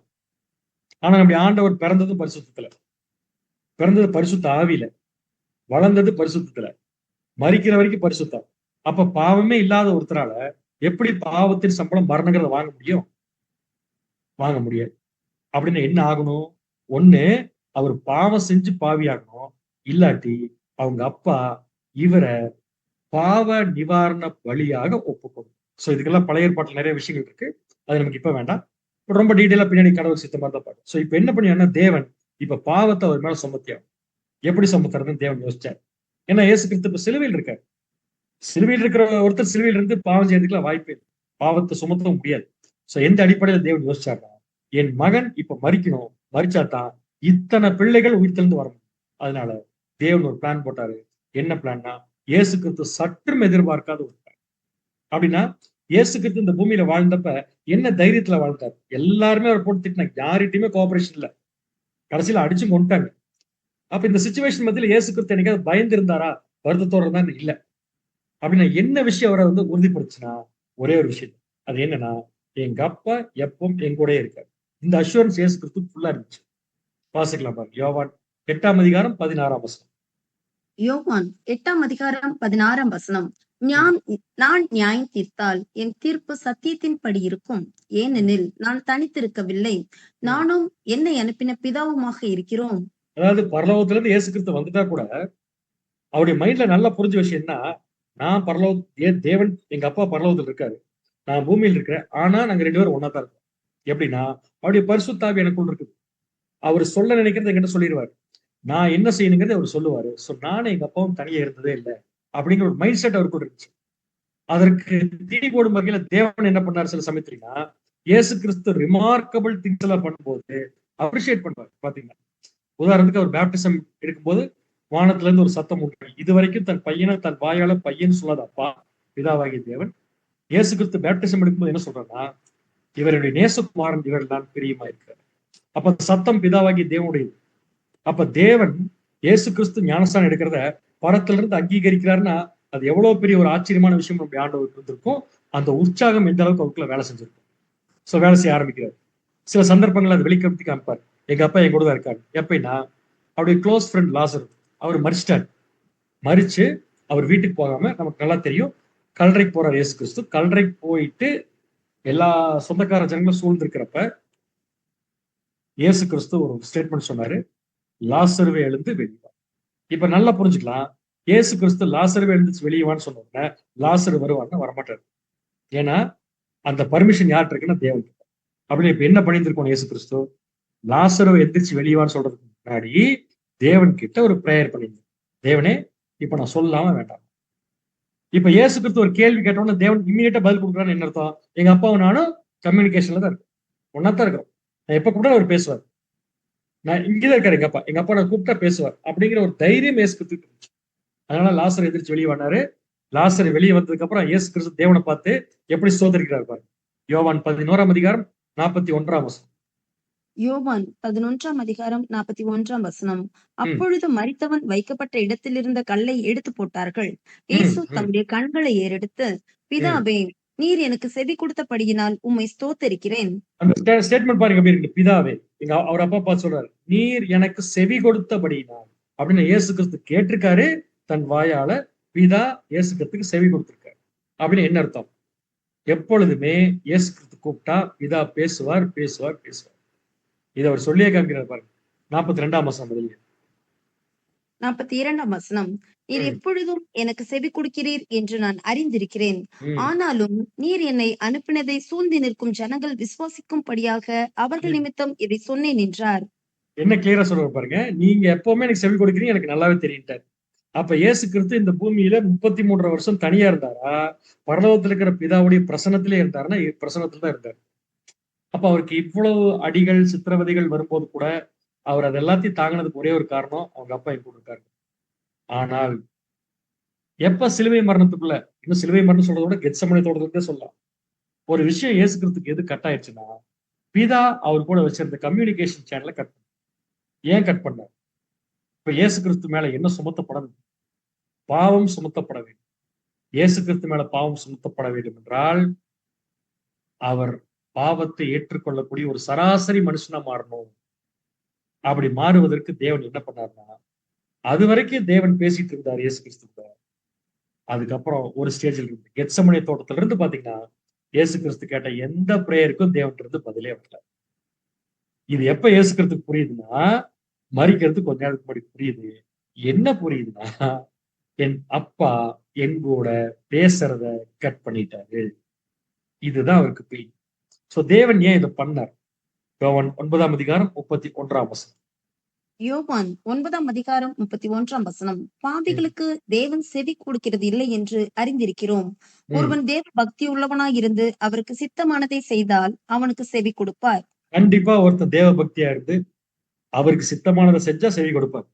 ஏன்னா அவன் பாவத்துல இருந்து வெளியே வந்துருவான். ஆனா தேவன் இயேசு கிறிஸ்துக்கு என்ன பண்ணலைன்னா செவி கொடுக்கல. ஏன்னா அவரை பாவம் சுமத்தப்பட்ட கண்டிஷனுக்கு அவர் கொண்டு போக வேண்டியது. இது எப்ப இயேசு கிறிஸ்துக்கு புரியுதுன்னா, உயிர் போறதுக்கு கொஞ்ச நேரத்துக்கு முன்னாடி. ஆமா, ரொம்ப நேரமா நான் பேசிட்டு இருக்கேன். எங்க அப்பாட்ட இருந்து என்ன வரல? பதிலே வரல. சோ இது இயேசு கிறிஸ்துவால தாங்கிக்கவே முடியும். அவர் உடம்புல இருக்கிற எல்லா சதைகளும் பிக்கப்பட்டு, ரத்தம் வழிஞ்சு, ஒவ்வொரு சொட்டு ரத்தமா வெளியே போய் மரணம் நெருங்கும் போது கூட, அந்த வலியை தாங்கிட்டு இருந்த நம்முடைய ஆண்டவர் வாயை திறந்து வலிக்குதுன்னு ஒரு வார்த்தை சொல்லுவார். ஆனா எது அவரால தாங்க முடியலன்னா, இந்த பூமியில உயிரோட இருக்கிற வரைக்கும், என் உயிர் போற வரைக்கும், எங்க அப்பா என் கூட தொடர்பிலே இருப்பார் நினைச்சிட்டு இருந்தாரு பாத்தீங்களா? அந்த விஷயத்துக்கு தான் இயேசு கிறிஸ்துக்கு ஒரு ஏமாற்றம் காத்தது. பட் இதை தேவன் செய்யலினா அவர் மரிக்க முடியாது. இதை எப்படி கண்டுபிடிக்கலாம் தெரியுமா? இயேசு கிறிஸ்து ஏன் இந்த வார்த்தையை சொன்னார்? என் தேவனே, என் தேவனே, ஏன் என்னை கைவிட்டு ஏன் சொன்னாருங்கிறத அப்படியே பழைய ஏற்பாட்டுக்குள்ள போனோம்னு இருக்கு ப்ராஃபஸியா. வாசிக்கலாமா? 22ஆம் சங்கீதம் 1ஆம் வசனம் மற்றும் 2ஆம் வசனம். 22ஆம் சங்கீதம் 1 மற்றும் 2ஆம் வசனங்கள். ம், என் தேவனே, என் தேவனே, ஏன் என்னை கைவிட்டீர்? ம், எனக்கு உதவி செய்யாமலும் ம், நான் கதறி சொல்லும் வார்த்தைகளை கேளாமலும் ஏன் தூரமாயிருக்கிறீர்? என் ம். தேவனே, நான் பகலிலே கூப்பிடுகிறேன், உத்தரவு கொடீர். ம். இரவிலே கூப்பிடுகிறேன், எனக்கு அமைதல் இல்லை. ரொம்ப கிளியரா சொல்லிட்டேன். சோ ஃபர்ஸ்ட் வார்த்தை கவனிங்க. என் தேவனே, ஏன் என்னை கைவி. இதைத்தான் மத்தேயு 27ஆம் அதிகாரத்துல ஆண்டவர் சொன்னதை நம்ம படிச்சோம். அதோட தொடர்ச்சி தான் இங்க இருக்கு. அப்ப என்ன காரணத்தினால சொன்னாருன்னா, என் தேவனே, என் தேவனே, ஏன் என்னை கைவிட்டீங்கிற வார்த்தை இயேசு கிறிஸ்து ஏன் சொன்னார்னா, எனக்கு உதவி செய்யாமலும், என்ன உதவி? நான் கதறி சொல்லும் வார்த்தைகளை கேளாமல். அப்படின்னு என்ன அர்த்தம்? தேவன் இயேசு கிறிஸ்துவிட்ட இருந்து எதை கட் பண்ணிட்டாருங்க? அவர் பேசக்கூடிய அந்த வாய்ஸ், அந்த 2 பேத்துக்கு இருக்கக்கூடிய கம்யூனிகேஷன் ஆயிடுச்சுன்னா கட் ஆயிடுச்சு. சொல்றாரு பாருங்க. என் தேவனே, பகலில் கூப்பிடுகிறேன், உத்தரவு கொடுக்க மாட்டேங்குது. இரவில் கூப்பிடுகிறேன், எனக்கு என்ன இல்ல? அமைதல் இல்ல. ஏன் தேவனே என் கூட பேசாத நிறுத்து. ஒரு பையன் ஒரு அப்பா கிட்ட எதிர்பார்க்கிற சராசரியான ஒரு அன்பு. உயிர் போறப்ப அப்பா பேசினா அது எவ்வளவு ஆறுதலா இருக்கும். உயிர் போகிறப்ப அப்பா பர்டிகுலரா பேசாம போய் ஒளிஞ்சிட்டு நிக்கிறார், பேசாம இருக்கிறாருன்னா அது எவ்வளவு கஷ்டமா. இது இயேசு கிறிஸ்துக்கே எவ்வளவு கஷ்டமா இருக்குது. பிதாவாகிய தேவனுக்கு அந்த சேனல் கம்யூனிகேஷனை கட் பண்ணிட்டு, தொடர்பு முறையை கட் பண்ணிட்டு, அவர் எப்படி எத்தனை விஷயத்தையும் பொறுமையா பார்த்துட்டு இருந்திருப்பாரு. சோ யோசிச்சு பார்க்கும்போது இந்த அன்புக்கு இணையா வேற எந்த அன்புமே கிடையாது. ஆனா இதெல்லாம் யாருக்காக? யோசிச்சு பார்த்தோம்னா இயேசு கிறிஸ்துக்காக இல்ல, தேவனுக்காக இல்ல, நமக்காகங்கிறத நம்ம புரிஞ்சுக்கலாம். இதுதான் சிலுவையில அவர் பேசின வார்த்தை. ஆனா ஒரு விஷயம் நல்லா புரிஞ்சுக்கலாம் பார்த்துக்கோங்க. இயேசு கிறிஸ்துவ தேவன் ஒரு சிச்சுவேஷன்ல கைவிட வேண்டியதை போச்சு, கை விட்டார். பட் நம்மள அப்படி இல்ல. ஏன்னா வசனம் ரொம்ப கிளியரா இருக்கு. யோசுவா 1 யோசுவா 1 நீ உயிரோடு இருக்கும் நாளெல்லாம் ஒருவனும் உனக்கு முன்பாக எதிர்த்து நிற்பதில்லை. நான் மோசையோடு இருந்தது போல உன்னோடும் இருப்பேன். நான் உன்னை விட்டு விலகுவதும் இல்லை, உன்னை கைவிடுவதும் இல்லை. என்ன கிளியர் ஸ்டேட்மெண்ட். இஸ்ரேல் ஜனங்களுக்கு கொடுத்த வாக்குத்தத்தம் பாருங்க, யோசுவா கொடுக்கிறாரு. அதாவது உன்னை விட்டு நான் விலகுவதும் இல்லை, உன்னை கைவிடுவதும். ஆனா இயேசு கிறிஸ்துவ தேவன் என்ன பண்ணாருன்னா கொஞ்சம் கைவிட்டார். அதனாலதான் கேட்டார் இயேசு கிறிஸ்துவ, என் தேவனே ஏன் என்னை கை. பட் இந்த அன்புக்கு என்ன காரணம்னா ஒரே ஒரு காரணம், நம்ம எல்லாரும் அந்த ஜீவனுக்குள்ள வரணும் மட்டும்தான் அப்படி. சோ கடைசியா நம்ம பார்க்க போற வார்த்தை நம்பர் 7. ஆனா ஆக்சுவலா இயேசு கிறிஸ்து பேசின 6வது வார்த்தை. சோ இதுல என்ன சொல்லி முடிக்கிறாருன்னா, மரிக்கிறதுக்கு ஜஸ்ட் முன்னாடி சொன்ன வார்த்தை லூக்கா 23:46. லூக்கா 23:46 இயேசு, பிதாவே, உம்முடைய கைகளில் என் ஆவியை ஒப்புவிக்கிறேன் என்று மகா சத்தமிட்டு கூப்பிட்டு சொன்னார். இப்படி சொல்லி ஜீவனை விட்டார். அந்த எல்லோல இருக்கிற வார்த்தை மட்டும் தான் நமக்கு தேவை. இப்ப அந்த வார்த்தை, பிதாவே உம்முடைய கைகளில் என் ஆவியை ஒப்பு கொடுக்கிறேன். சோ இந்த இடத்துல ஆவின்னு போட்டிருக்கிற வார்த்தைக்கு என்ன அர்த்தங்கிறது முதல்ல பார்த்தலாமா? சோ அவர் சொல்ற ஆவிங்கிறது இங்கிலீஷ்ல ஸ்பிரிட்னு இருக்கு. சோ அதோடைய கிரீக் வேர்டு நியூமா. அதோடைய கிரீக் வேர்டுக்குரிய இங்கிலீஷ் மீனிங்ல ஒரு முக்கியமான மீனிங் லைஃப். அப்ப என் ஆவியை ஒப்பு கொடுக்கிறேன்னு சொன்னார்னா என் ஜீவனை ஒப்பு கொடுக்கிறேன்னு அர்த்தம். ஏன் தேவன் கையில இயேசு கிறிஸ்து ஜீவனை ஒப்பு கொடுக்கிறாருன்னா, அவர் ஜீவனை அவர் திரும்பி வந்து வாங்கணும். அப்ப இயேசு கிறிஸ்து திருப்பி வந்து ஜீவன் வாங்கல, 2ஆம் வருகையில வர முடியாது. இன்னொன்னு மற்றவங்களுக்கு ஜீவன் கொடுக்க முடியாது. அப்ப தன்னுடைய ஜீவனை, தான் சம்பாதித்த இந்த ஜீவனை யார் கையில கொடுத்துட்டு போனா கரெக்டா இருக்கும் அப்படின்னா, யார் பத்திரமா பாத்துக்கோங்க அவங்ககிட்ட தான் கொடுக்கணும். அதனால என்ன பண்றாருன்னா, தேவனுடைய கரங்களை கொண்டு போய் கொடுக்குறாரு. எப்படி கொடுக்குறாருன்னா, இதை நீங்க என்ன படிக்கவங்க வச்சுக்கோங்க, ஒப்படைக்கிறேன்னு சொன்னார். அந்த ஒப்படைக்கிறேங்கிற வார்த்தையுடைய ஆங்கில வேர்ட் கமெண்ட், மை ஸ்பிரிட். இந்த கமெண்ட்ங்கிற வார்த்தையினுடைய கிரீக் வேர்டு எடுத்து அந்த கிரீக் வேர்டுக்கு பார்த்தமேய் அப்படிங்கிற கிரீக் வேர்டுக்கு இங்கிலீஷ் மீனிங் பார்த்தா பை இம்ப்ளிகேஷன் டு டெபாசிட். அப்ப இயேசு கிறிஸ்து, பிதாவே என் ஜீவனை உங்களுடைய கையில ஒப்படைக்கிறேன்னு சொல்ல, உங்களுடைய கரங்களை டெபாசிட் பண்றேன்னு சொல்ல. ஒப்படைக்கிறதுக்கு டெபாசிட் பண்றதுக்கு வித்தியாசம் இருக்கு. என்ன வித்தியாசம்னா, டெபாசிட் பண்றேன்னு ஒருத்தர் சொல்றாரு, திரும்பி வந்து வாங்கிக்குவாருன்னு அர்த்தம். அப்ப இயேசு கிறிஸ்து தேவன் கிட்ட ஜீவனை டெபாசிட் பண்ணிருக்காரு என்ன அர்த்தம்னா, திரும்பி வந்து வாங்கி அதை எல்லாருக்கும் கொடுக்க போறாரு. ஏன்னா அந்த ஜீவன் தான் இந்த உலகத்தில் இருக்கிற எல்லா ஜனங்களுக்கும் ஜீவன் கொடுக்க போற விஷயம். அதான் அவருடைய ரேன்சம் சாக்ரிஃபைஸுடைய ஒரு மெரிட்டு. அதை தேவன் கையில ஒப்படைச்சு போறேங்கிறதா அவர் கடைசியா சொன்ன வார்த்தை. யோசிச்சு பாருங்க, உடம்புல இத்தனை பெயின் இருக்கும்போது இந்த இந்த விஷயத்துக்குள்ள இயேசு கிறிஸ்து மரிக்கணும்னு தேவன் முடிவு பண்ணிட்டாருன்னா மறிக்க வச்சிருக்கலாம். எப்படியோ ஒரு சின்ன ஒரு ஊசி போட்டா முடிஞ்சது, அவ்வளவுதான், செத்து போயிடுவாங்க. ஆனா இவ்வளவு பெயினை அவர் அனுபவிச்சு மறிக்கிறதுக்கு காரணம் என்ன? இவ்வளவு பெயினும் அவர் அனுபவிச்சு மறிச்சது எல்லாமே எதுக்காகனா நம்முடைய பாவத்திற்காக. அன்புக்குரிய சகோதர சகோதரர்களே, இந்த பாவத்தோட இயேசு கிறிஸ்து இந்த பாவத்திற்காக இயேசு கிறிஸ்து மறிக்கும் போது தேவன்ட்ட என்ன சொன்னார்னா, அவர் எடுத்து ஜீவனை கொடுத்தார். இப்ப எனக்கு என்ன கேள்வின்னா, நம்மெல்லாம் மறிக்கும் போது, உதாரணம் சொல்றேன், தப்பா நினைச்சுக்காதீங்க, நம்மெல்லாம் மறிக்கும் போது நம்ம ஜீவன் எடுத்து நம்ம தேவன்ட்ட கொடுப்போமா? தேவனே வந்து நம்ம ஜீவன் எடுத்துட்டு வரா? தேவனே வந்தா ஜீவன் எடுத்துக்குவார். அப்ப இயேசு கிறிஸ்து மட்டும் ஏன் தன் ஜீவன் எடுத்து தானே கொடுக்குறாரு? ஏன்னா அந்த ஜீவனை தேவன் அவருக்கு கொடுத்து அனுப்பல, இயேசு கிறிஸ்து வாங்கிட்டு வந்தார் வாலண்டியரா. அதனால அந்த உரிமை யாருக்கு இருக்குன்னா இயேசு கிறிஸ்து தான் இருக்கு. இதை இயேசு கிறிஸ்துவே சொல்லியிருக்காரு பாருங்களேன், யோவான் 10:18. யோவான் 10:18. ஒருவனும் அதை என்னிடத்திலிருந்து எடுத்துக்கொள்ள மாட்டான், நானே அதை கொடுக்கிறேன். அதை கொடுக்கவும் எனக்கு அதிகாரம் உண்டு, அதை மறுபடியும் எடுத்துக்கொள்ளவும் எனக்கு அதிகாரம் உண்டு. இந்த கட்டளையை என் பிதாவினிடத்தில் பெற்றுக்கொண்டேன் என்றார். என்ன கிளியரா சொல்ற, அதை கொடுக்கவும் எனக்கு அதிகாரம் உண்டு, அதை எடுக்கவும் எனக்கு அதிகாரம் உண்டு. இந்த கட்டளைய யார்கிட்ட வாங்கிட்டு வந்திருக்கேன்? எங்க அப்பா. அதாவது பிதாவாகிய தேவனுக்கே சொந்தம் இல்லாத ஒரு இயேசு கிறிஸ்து சம்பாதித்த ஒரு விஷயம் கேட்டீங்கன்னா அவருடைய ஜீவன். சோ அந்த ஜீவனை கொண்டு போய் தேவன்கிட்ட கொடுக்குறாரு. கொடுத்து திருப்பி வந்து வாங்கிக்கிறேன், அது வரைக்கும் வச்சிருக்கேன்னு சொல்லிட்டு போயிட்டு இப்ப 2ஆம் வருகையில வந்து முதல்ல நமக்கு கொடுத்துருக்காரு.